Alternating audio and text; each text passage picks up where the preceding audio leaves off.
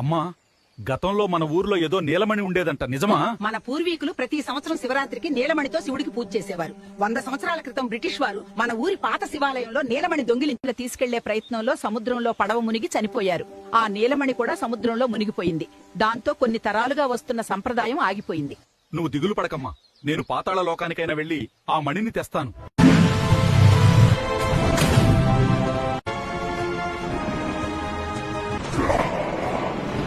ఈ మణిని ముట్టుకునే ధైర్యం ఎవరికీ లేదు.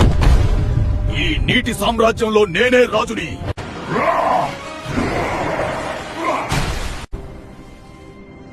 ఓ మహారాజా,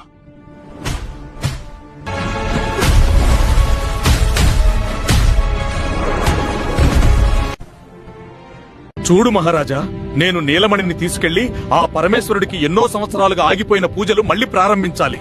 దయచేసి నాకు సహకరించండి. ఓం నమః శివాయ. పరమేశ్వర పూజ కోసం సంతోషంగా తీసుకెళ్ళు. నా మిత్రుడు నిన్ను వేగంగా సముద్రం ఒడ్డుకు చేరుస్తాడు. దానితో ఊరందరికీ విందు మాత్రం ఏర్పాటు చెయ్యకు. థ్యాంక్ యూ మహారాజా. ఆగిపోయిన నీలమణి శివ పూజ నీ వల్ల మళ్లీ మొదలు పెట్టాం.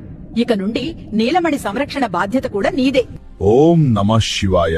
అల్లాగే అమ్మా.